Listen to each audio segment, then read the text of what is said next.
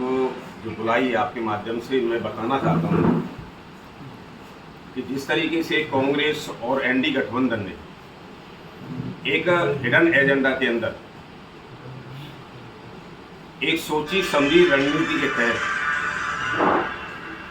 OBC, SC और ST का जो रिजर्वेशन है उस रिजर्वेशन को ओबीसी से छीनकर एक विशेष समुदाय को देने का काम कांग्रेस कर रही है।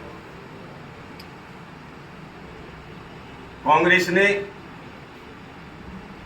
देश के अंदर एससी, एसटी और ओबीसी ये गरीब बहुत बड़ी आबादी है।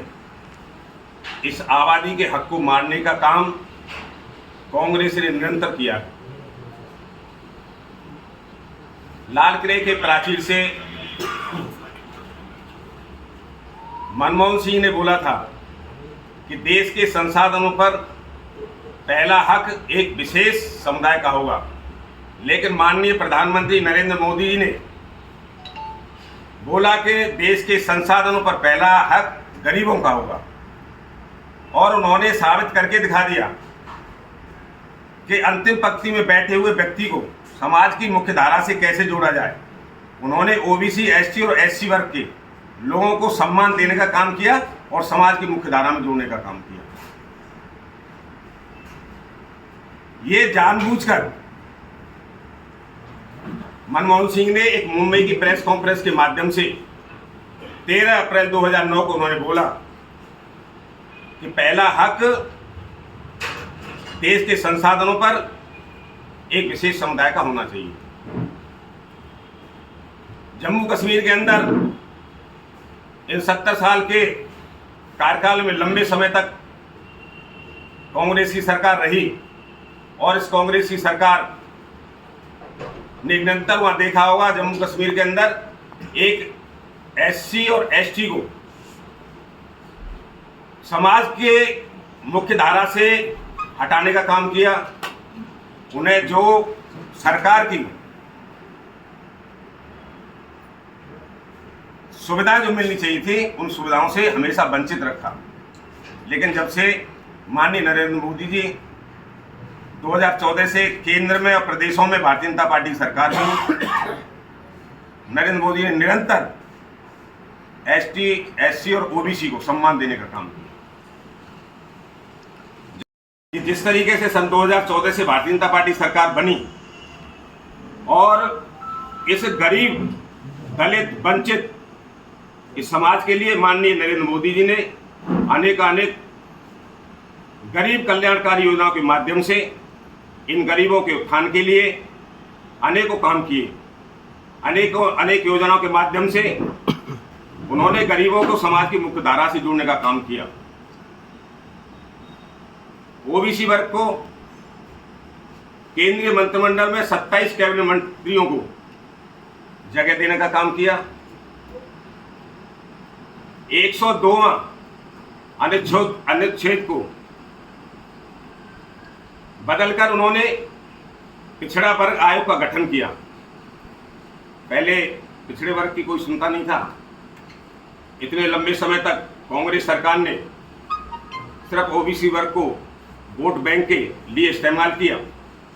कभी ओबीसी वर्ग के बारे में कभी सोचा भी नहीं। आज आपने देखा होगा हमारे फरीदाबाद के केंद्रीय मंत्री कृष्णपाल गुर्जर जी हमारे ओबीसी वर्ग से आते हैं और हमें इस चीज़ का बड़ा गर्व है कि आज हमारे फरीदाबाद से ओबीसी वर्ग से हमारे केंद्र में फरीदाबाद से केंद्र में कृष्णपाल गुर्जर जी केंद्रीय मंत्री हैं। और आज फरीदाबाद का नाम पहले एक औद्योगिक नगरी के नाम से जाना जाता था, लेकिन आज फरीदाबाद कृष्णपाल गुर्जर जी के नाम से जाना जाता है। आज हमारे केंद्रीय मंत्री कृष्णपाल गुर्जर जी हमारे बीच में यहाँ पर मंत्री हैं, तो आज फरीदाबाद में विकास की लहर दौड़ी है। चारों तरफ विकास के काम हुए हैं। जो कांग्रेस ने प्रधानमंत्री जी ने भी कहा है कि कांग्रेस का घोषणा पत्र मुस्लिम लीग की छाप है, आपको नहीं लगता एक खास वर्ग को खुश करने के लिए ही ये सारा का सारा किया जा रहा है? कांग्रेस ने अपने मैनिफेस्टो में जाति गणना को लागू करने के बाद उन्होंने एक ये प्रण किया है, उनके मैनिफेस्टो में उन्होंने दिया है कि जाति गणना के बाद उन्होंने एक अभियान चलाना है कि किस वर्ग के पास कितना पैसा है, किस वर्ग के पास कितना पैसा है, संपत्ति है, और वो उन्होंने पूरे देश का एक एक्सरे करने का काम किया है। उस एक्सरे के माध्यम से उन्होंने किस वर्ग के पास कितना पैसा, उस पैसे को उजागर करने के बाद वो पैसा भी इस समुदाय के लोगों को हड़पने का, एक विशेष समुदाय को देने का भी काम करने की कोशिश उन्होंने अपने मैनिफेस्टो में की। 2009 की प्रधानमंत्री मनमोहन सिंह जी की स्टेटमेंट को आप याद आज 2014 में दिला रहे हैं। क्या ऐसी जरूरत आन पड़ी? 10 साल मोदी सरकार को हो चुके हैं, अब कौन सा डर है कांग्रेस से? आपने 70 साल के कार्यकाल में देखा, और 2014 से पहले नहीं, 2009 और 2006 में पहली बार मनमोहन सिंह ने ये बोला था कि देश के संसाधनों पर पहला हक विशेष समुदाय का हो। 2009 में भी उन्होंने बोला, गारंटी के साथ बोला कि देश के संसाधनों पर पहला हक विशेष समुदाय का होना चाहिए। उसकी सजा तो सरकार लेकर के चली गई ना 2014 में। अब 10 साल उस मोदी सरकार को हो चुके हैं, अब क्या जरूरत आन पड़ी उस मुद्दे को उठाने की? आज दोबारा से कांग्रेस ने अपने मैनिफेस्टो में ओबीसी और एससी और एसटी इस वर्ग के जो ये रिजर्वेशन है उसे छीनने का काम किया है। मान सिंह जी, आपके पास गलत जानकारी। सिर्फ मोदी साहब ही हैं जो एससी ओबीसी का रिजर्वेशन भी खत्म करने के लिए तैयारी कर रहे हैं, नया संविधान लाने की तैयारी कर रहे हैं। आप कांग्रेस को दोषी ठहरा रहे हैं। आज से पहले तो हिंदू मुसलमान हो रहा था, अब विशेष समुदाय के लिए क्यों कार्य हो रहा है ये बताएं। फरीदाबाद का नाम आप बार बार कह रहे हैं कि कृष्णपाल के नाम से जाना जाने लगा है।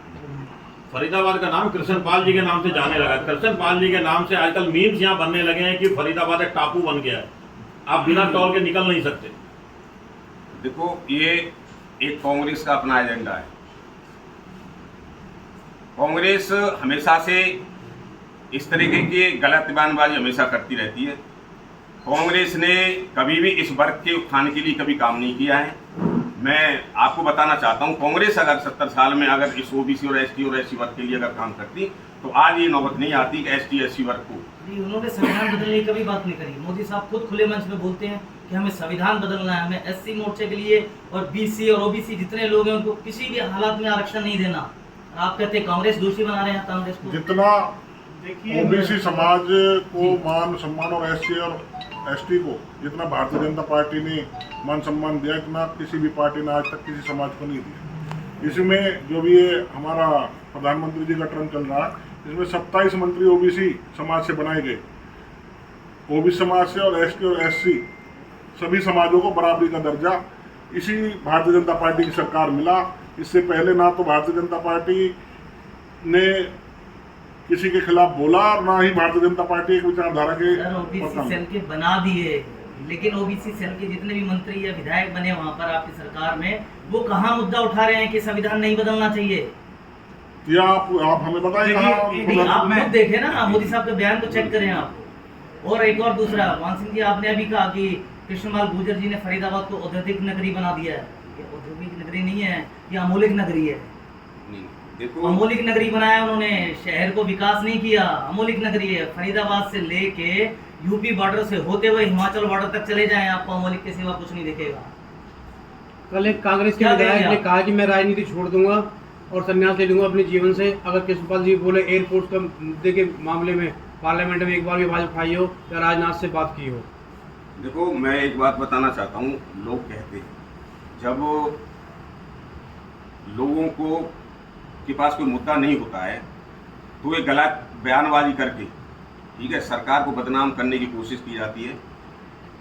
आपने देखा होगा 2014 से पहले देखा होगा, इस फरीदाबाद का हाल देखा होगा आपने।